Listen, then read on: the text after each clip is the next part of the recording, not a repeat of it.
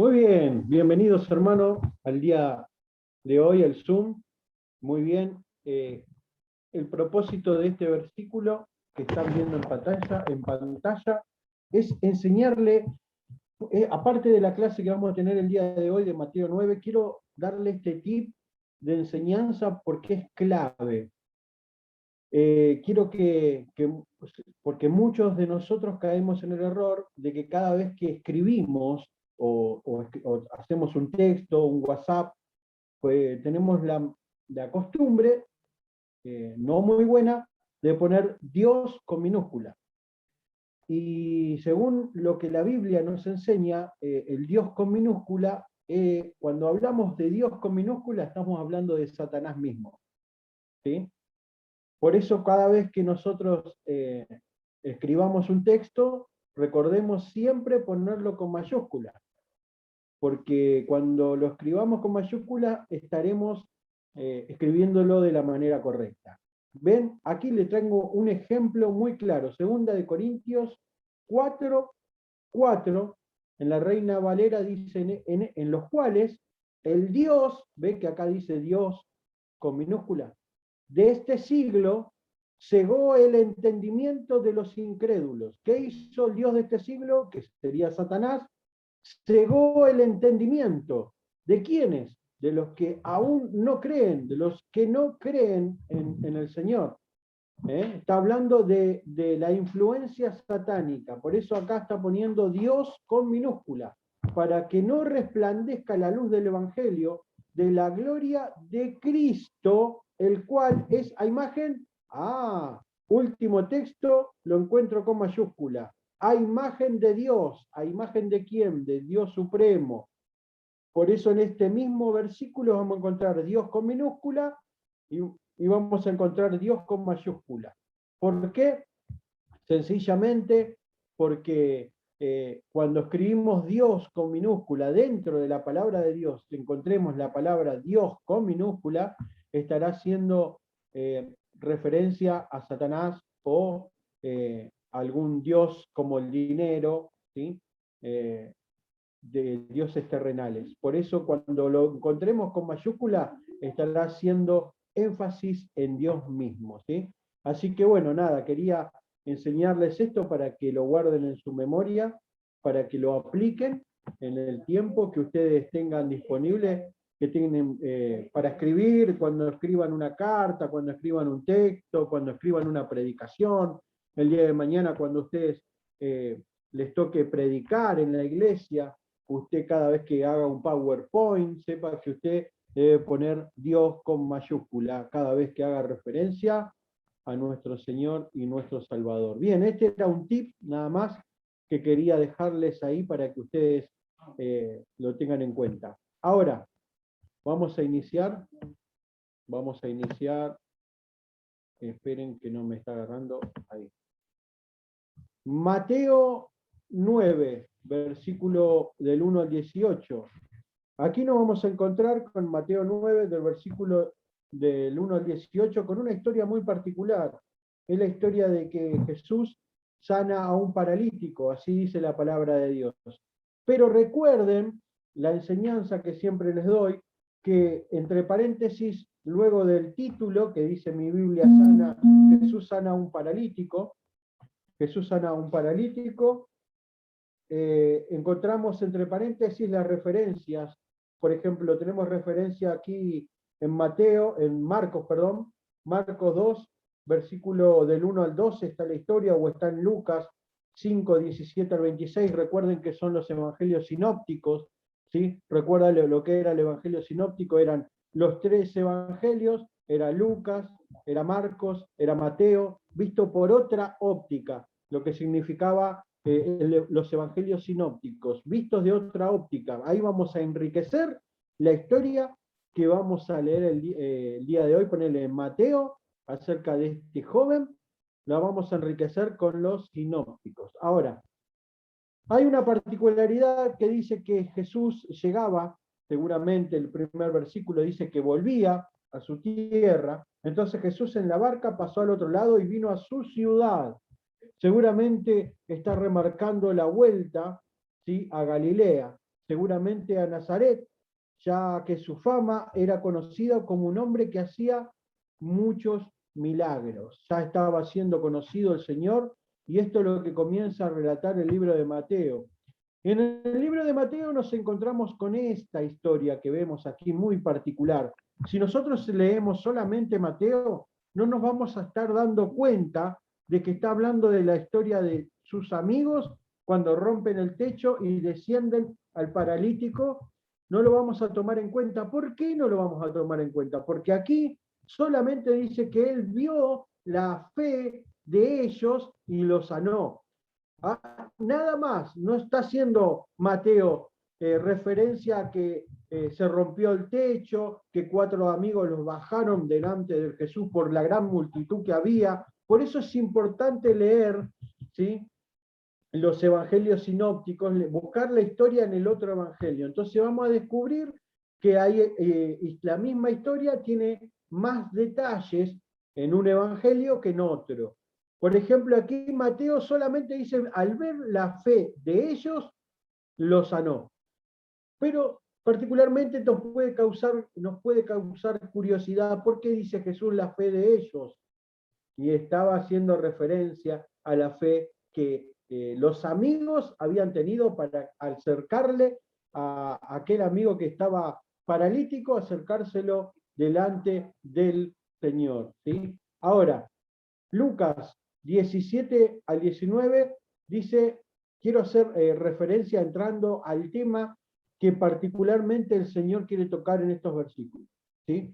En estos versículos el Señor va a estar tocando el tema de una confrontación que tiene con los escribas, ¿sí? Recuerdan que los escribas, dice que Jesús, en estos versículos, encontramos que Jesús sanó al amigo, ¿sí?, al amigo que estaba, cuando lo descienden delante de él, dice que él vio su fe, la fe de ellos, y lo sanó. Sin embargo, dice que Jesús proclamó estas palabras, dijo, tus pecados son perdonados. Luego le dio la sanidad. Ahora dice que los escribas que estaban presentes empezaron a cuestionarse en su corazón, ¿quién es este que tiene el poder para perdonar pecados? Entonces, esto, al ser Dios mismo, tuvo intervención acerca de los pensamientos que tenían los escribas delante de él. Por eso, para los judíos, que se mencione que se puede perdonar los pecados era algo muy profundo, ya que eran considerados, eran conscientes, los judíos eran conscientes de que solo Dios tenía poder para perdonar pecado. Por eso encontramos en el libro de Deuteronomio o en el libro de Levítico, encontramos todo mecanismo para conseguir aquel perdón, que era por medio de sacrificios de animales para poder conseguir el perdón de los pecados, siendo esto algo profético, ¿sí?, de lo que sucedería en la cruz del Calvario. Si leemos Deuteronomio o leemos Levítico, vamos a encontrar que había un proceso por el cual los pecadores accedían al perdón. El proceso era poder matar ese cabrito, ¿sí?, derramando su sangre de un animal inocente. Sin embargo, esto conmovería el corazón del pecador y bueno, se alejaría del pecado tan solo con ese acto. Sin embargo, ¿sí?, era algo profético que estaba hablando de lo que Jesús iba a hacer en la cruz del Calvario. ¿Sí? Esto tiene que ver con que solamente ellos entendían que el único que tenía el poder para perdonar los pecados era nuestro Señor y Salvador Jesucristo. En aquel tiempo ellos sabían que solo Dios tenía ese poder. Por eso cuando él dijo, tus pecados son perdonados, le dijo al paralítico, esto empezó a causar interrogantes en la vida de ellos. Entonces, es así como ellos entendían que el único capaz de perdonar pecado era solamente Dios mismo. Por eso empezaron a cuestionarle, ¿quién es este que perdona pecados? Entonces, una cosa es que Jesús tenga poder de Dios, ¿sí?, en imponer las manos, como por ejemplo, Dios puede darme a mí don de sanidad, orar por alguien enfermo y que reciba sanidad. Eso sería una cosa. yo sería el instrumento de Dios en ese caso. Pero sin embargo, él era el Dios mismo en acción. ¿Sí? Una cosa era que Dios tenga el poder para sanar como instrumento, como lo puedo ser yo o cualquiera de la congregación que tenga el don de sanidad, pero sin embargo, Dios mismo era el que podía perdonar pecados. Son dos cosas totalmente diferentes, ¿sí? Ahora, otra manera de demostrar que es Dios es que conocía los pensamientos y en sus corazones, los corazones de las personas. Él conocía los pensamientos, conocía los pensamientos de los corazones, como lo dejó en evidencia. Esta era otra característica que solo Dios tenía, ¿sí? Él conocía los pensamientos de aquellos que estaban presentes. Lo lleva a pensar, ¿qué es más difícil? ¿Que tus pecados son perdonados? ¿O el decir, levántate, levántate y que recibas sanidad? Entonces Dios mismo le va a dar este interrogante, ¿qué es más difícil? ¿Que yo perdone pecados? Y esto trae una enseñanza muy particular detrás. La enseñanza particular detrás, ¿sí? Está también, hoy quería hacer mención de esta, en Lucas 17, del 11 al 19, sucede que Jesús sana a 10 leprosos. Jesús sana a 10 leprosos, vienen a él 10 leprosos, Jesús los sana a todos, los manda que vayan a ver al sacerdote. Cuando van camino a ver al sacerdote, dice, reciben la sanidad. Entonces, después, al regreso, vuelve solamente uno solo a darle gracias, y este uno solo que viene a darle gracias era un samaritano, ni siquiera era del pueblo que él integraba, era una persona externa. Ahora, quiero hacer este interrogante y es muy importante que pasemos por este proceso. ¿Qué es más importante? ¿Recibir un milagro o ser salvos? ¿Qué piensan ustedes? ¿Qué es lo más importante en el reino de Dios? ¿Para qué vino Jesús? ¿Para darnos sanidad o para darnos salvación? Y por eso les traigo en colación esta historia, ¿sí? Donde reciben sanidad solamente, que reciben sanidad los 10 leprosos, pero solamente uno viene a Dios a darle gracias. Por eso, porque aquí les hice un cuadro comparativo. Dice, ¿el milagro es más importante que la salvación? Entonces hoy vamos a analizar puntualmente esto porque es lo que la historia nos enseña. Milagros, por ejemplo. Los milagros son momentáneos y terrenales. Yo puedo recibir sanidad, pero es solamente momentáneo y terrenal. Es para la vida cotidiana, aquí en la tierra. En cambio, la salvación es eterna y es celestial. ¿Sí? Esa sería la primera comparación que traje hoy para compartir con ustedes. Segundo, no es el fin, el milagro, no es el fin, sino que es uno de los tantos medios para experimentar el poder de Dios. Es un medio, el milagro es el medio que me lleva a creer, pero no es el fin en sí mismo. Porque como puse en la segunda parte, bajo de salvación, la salvación es el fin por el cual Jesús se acercó al hombre. Jesús se acercó al hombre para darnos salvación, no para darnos milagros. ¿Sí?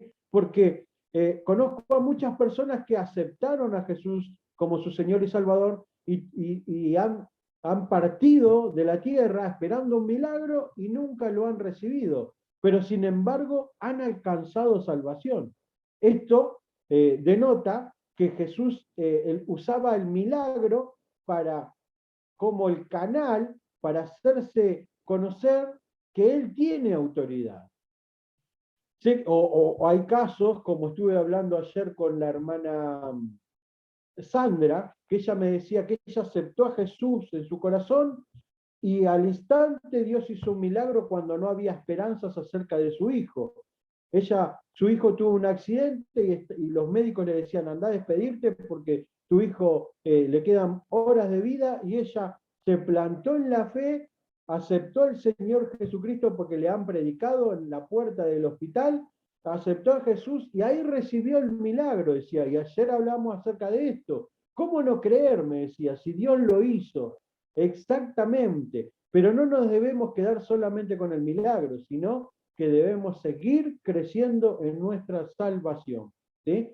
Ahora, tercer punto puse, los milagros son necesarios para demostrar que Jesús era el Mesías esperado. ¿Sí?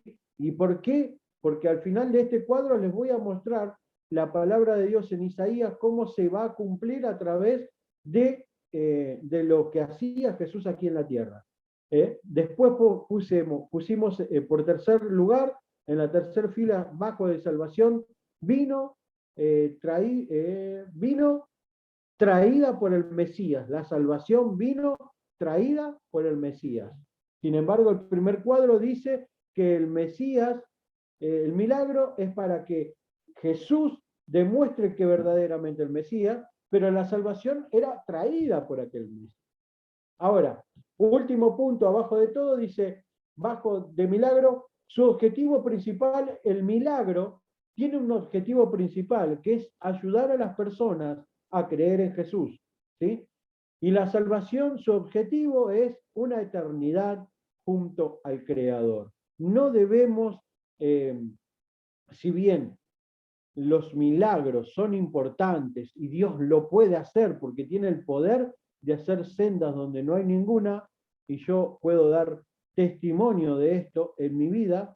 Sin embargo, ustedes saben que Dios mismo tiene poder para hacer el milagro. Muchas veces hay personas con las cuales el Señor en su soberanía piden y no lo logran, no lo hace, Dios no obra el milagro, o tal vez ellos piensan que Dios no obra el milagro, sin embargo Dios lo hace. Por eso es importante la salvación, no tan solo recibir el milagro de Dios. Sé que muchos cristianos quedan en ese proceso de solamente quedarse con el milagro. Cuando decía que Isaías lo declara, mira lo que dice Isaías 35 del 4 al 6, dice, decid a los de corazones apocados, esforzaos, no teman. He aquí vuestro Dios viene con retribución, con pago. Dios mismo vendrá y os salvará. ¿Quién vendrá y me salvará? Dios mismo, dice la palabra.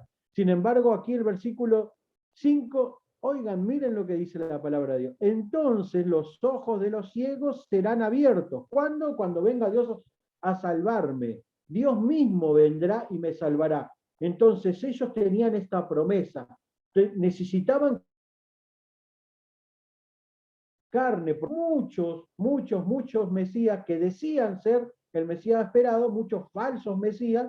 Sin embargo, el único que tenía autoridad para hacer el milagro, para que su fama sea corrida sobre la tierra, para que esa fama que corría sobre la tierra haga que las personas se conviertan con corazón y puedan ser salvos, el único que tenía el poder de hacerlo era nuestro Señor Jesucristo. Entonces dice así el 5, entonces los ojos de los ciegos serán abiertos, los ojos de los ciegos serán abiertos, los oídos de los sordos se abrirán. Entonces el cojo saltará como un ciervo y cantará la lengua del mudo, porque las aguas serán cavadas en el desierto y torrentes en la soledad.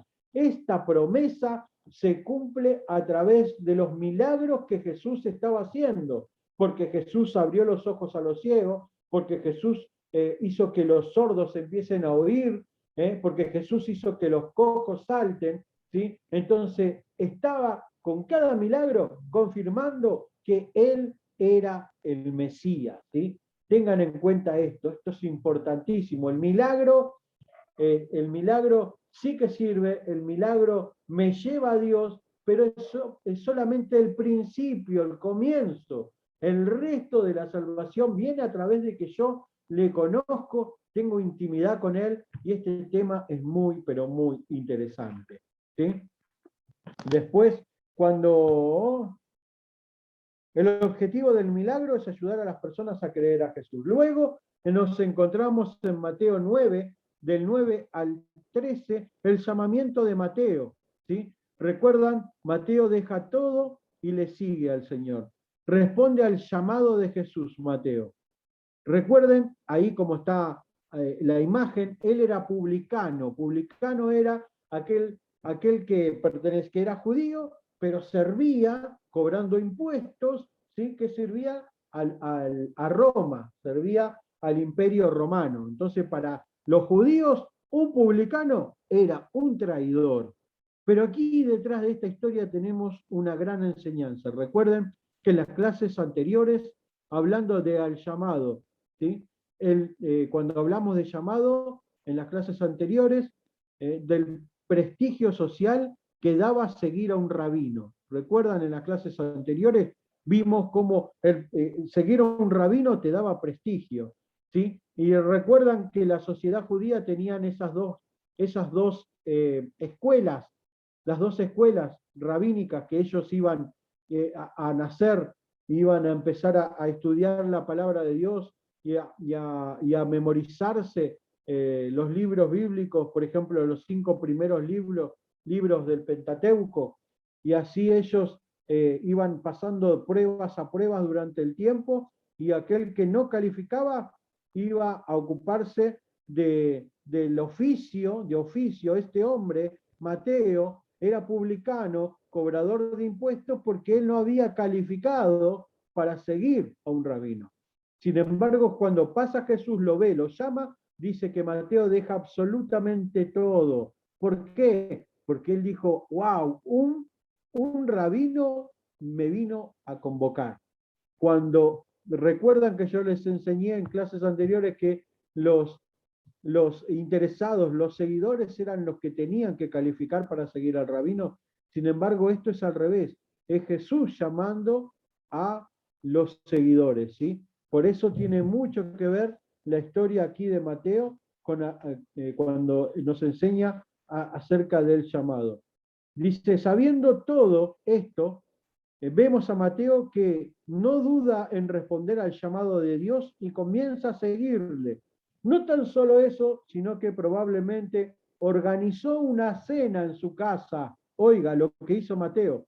Mateo organizó una cena en su casa para dar a conocer a Dios, ¿sí?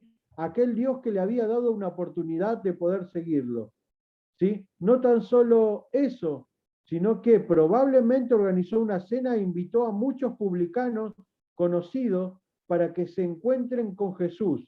Gloria a Dios por hermanos que tienen ese sentir de compartir el mensaje de Dios. Sí. ¿Por qué digo esto? Porque dice que Jesús se sentó, entró a la casa de Mateo, se sentó a cenar con él, dice que empezaron a caer publicanos. ¿Sí? Esto me da a entender de que él había preparado una mesa, que él había preparado una cena y había llamado y convocado a sus amigos. Vengan, no se pierdan esto que acabo de conocer. ¿Sí? Esto habla de un corazón lleno de gratitud a la nueva oportunidad de poder seguir a Jesucristo. Ahora, una de las escuelas que exigía saber el Pentateuco de memoria, se rendía a los 12 años. ¿Recuerdan que se rendía a los 12 años?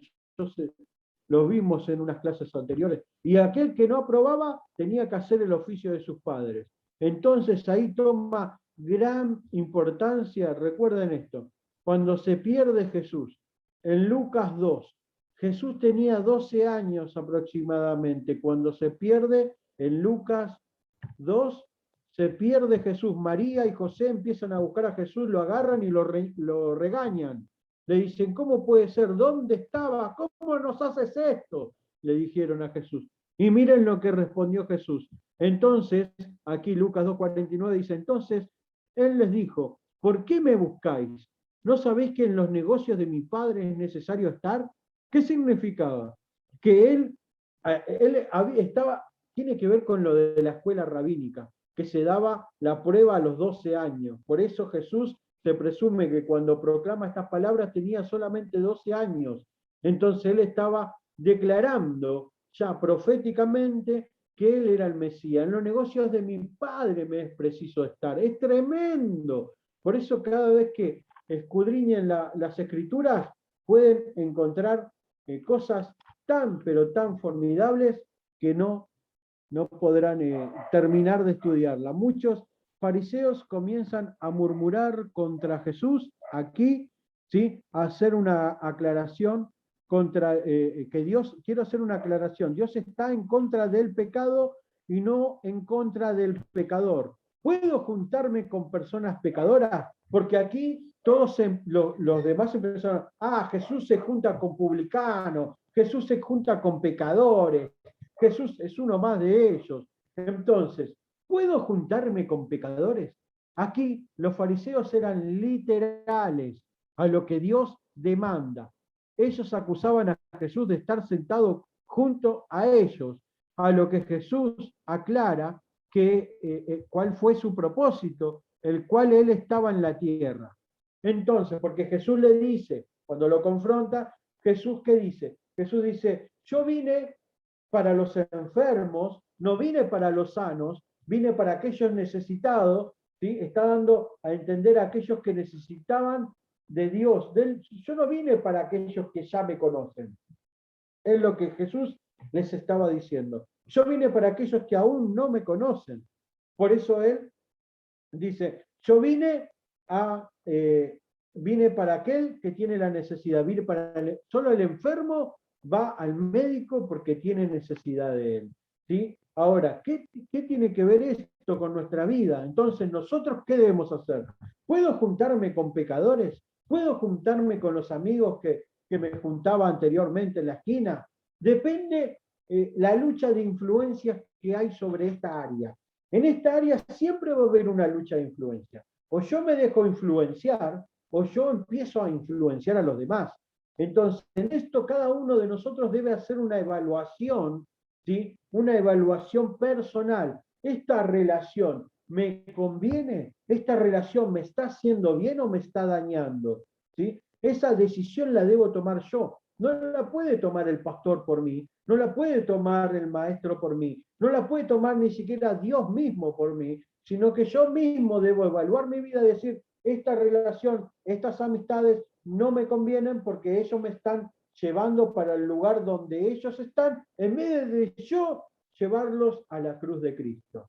¿Sí? Ahora, si vos te sentís fuerte, tenés convicciones fuertes y querés juntarte con los amigos que ya anteriormente en tu antigua vida tenías y querés relacionarte con ellos para poder compartirle el Evangelio, gloria a Dios por eso. Esta es la verdadera intención por la cual Jesús se juntaba con los publicanos y pecadores. Ahora, luego de esto nos encontramos con los seguidores de Juan el Bautista. Sí, Juan el Bautista, recuerdan en el Evangelio, Juan el Bautista andaba predicando y se arrepentido, porque el reino de Dios se ha acercado. Entonces empieza a tener seguidores, personas empiezan a seguir a Juan el Bautista. Sin embargo, Juan el Bautista agarra a sus seguidores y empieza a proclamarles, es necesario que él crezca, pero que yo mengüe. Que les empieza a decir a sus seguidores, hasta aquí he llegado yo, ahora deben seguirle a él. El que viene tras de mí, yo ni soy digno de atarle las sandalias que están en sus pies, dijo, así de esta manera. Entonces, sus seguidores empezaron, en vez de seguirle a Juan, empezaron a seguirle a Jesús. Ahora, ¿qué pasa cuando esto empieza a suceder? Empieza a suceder que los seguidores, ¿sí? que se habían sumado a Jesús, empezaron a ver que Jesús tenía actitudes que no tenía Juan. Claro, y una de sus actitudes que ellos tenían, características o costumbres que ellos tenían, eran personas que ayunaban. Se ve que Juan ayunaba y se consagraba, Juan el Bautista. Entonces, ven que Jesús no ayuna, ven que los discípulos de Jesús tampoco ayunan, entonces empiezan a preguntarse, a cuestionarse, ¿sí? ¿Por qué ellos ayunan, los seguidores de Juan ayunan y los tuyos no? Le dicen a Jesús. A lo que Jesús les enseña y les da la verdadera interpretación acerca del ayuno. Recuerdan que nosotros tuvimos una clase del ayuno y también tocamos acerca de este tema. ¿Sí? Ahora, Dios le está dando una nueva interpretación acerca del ayuno. Aquí parece que los discípulos de Juan el Bautista le preguntan a Jesús, ¿por qué no ayunan? ¿Por qué tus seguidores no ayunan? Entonces, Juan respondió a sus seguidores, los cuales le cuestionaron que muchos seguían a Jesús. Él respondió, incitándolos a seguir a Jesús cuando dice esto lo que están viendo en pantalla, ¿sí? Ahora, antes seguían a Juan, ahora ven que Jesús tiene otras particularidades diferentes. Y Jesús, ¿qué le dice? No debe, que en realidad lo que Jesús quiere enseñar aquí es que el ayuno no debe ser religioso. El ayuno no debe ser de manera religiosa. El ayuno se debe hacer por consagración, por amor, por fidelidad y por búsqueda plena de Dios.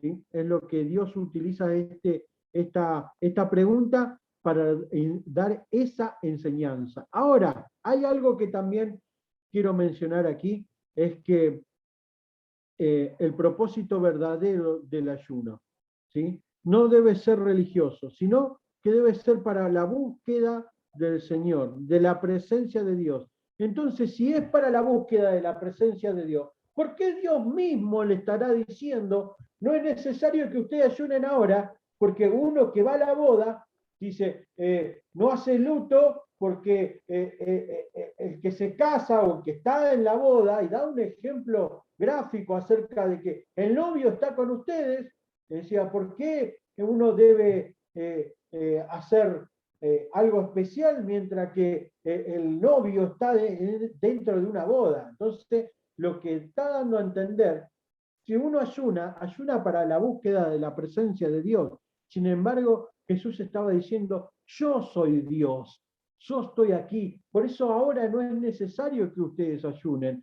Va a venir tiempos donde yo no voy a estar, ¿sí? Estaba profetizando todo el tiempo. Esto es maravilloso de parte de Dios. Entonces, él estaba diciendo que cuando yo no esté, ahí sí va a ser necesario proclamar ayuno para que la presencia de Dios nos acompañe. Es tremendo lo que Jesús enseña ahí. Luego encontramos el odre viejo y el odre nuevo. No sé si llego, pero voy a apurar a ver si llego. El odre viejo, esto que están viendo en pantalla es un odre. Ahí se colocaba vino. Cuando el vino que está, por lo que genera gases el vino. Entonces un odre nuevo era capaz de contener vino nuevo, porque se hinchaba el odre, ¿sí? Porque el odre está hecho de cuero, entonces el cuero resiste, cede hasta que pasa el tiempo. Llega el tiempo donde el odre se convierte en viejo y ya no puede contener vino nuevo, porque el vino nuevo le va a generar nuevos gases y esto haría que el odre se rompa.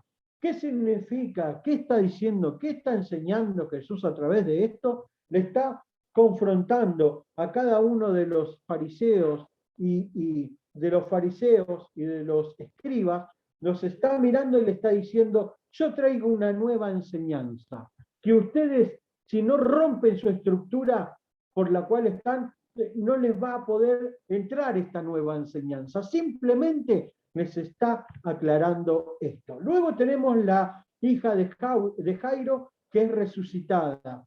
En esta historia solamente voy a hacer mención al ambiente. Miren lo que sucede. Se muere la hija de Jairo. Vienen a anunciarle a Jesús. Jesús, mi hija está muerta. Cuando llega Jesús a la escena, encontramos que muchos tocaban flautas, lloraban. Imagínense en ese ambiente en el cual ellos estaban presentes, el ambiente espiritual que había. Un ambiente de muerte, un ambiente sin fe. Sin embargo, ¿qué hace Jesús? Los manda a sacar absolutamente a todos de ese lugar. Eso nos está enseñando que el ambiente es muy importante. Por eso es importante cuando congregamos, cuando tenemos los 15 minutos antes de iniciar cada reunión con una oración, es porque nosotros estamos preparando el ambiente, preparando el ambiente para que el poder de Dios se manifieste en cada reunión, cada vez que nos juntamos a hacer iglesia. Por eso oramos 15 minutos antes, es la costumbre que tenemos aquí en Casa de Jesús. ¿Para qué? Para preparar el ambiente. Un ambiente de fe es importante. para poder dejar a Dios que obre como Él ha predispuesto en su corazón. Por eso hizo quitar a todos y se quedó absolutamente con muy pocas personas, que me imagino, como ven en la imagen, Jesús habrá estado con su madre, con su padre y con la criatura que ya estaba fallecida. Dice que Jesús le toma de la mano y esta niña comienza a vivir. Luego encontramos la mujer que toca el manto. Hay mucha similitud acerca de esta historia con la historia del leproso que vimos el domingo pasado en la congregación. Hay una similitud muy importante, ¿sí? Esta mujer tenía varias condiciones. Era mujer, no se podía acercar a los hombres porque estaba en esa condición de flujo de sangre que la hacía particularmente inmunda, como al nivel de aquel leproso. Recuerdan que lo expliqué el domingo en la iglesia.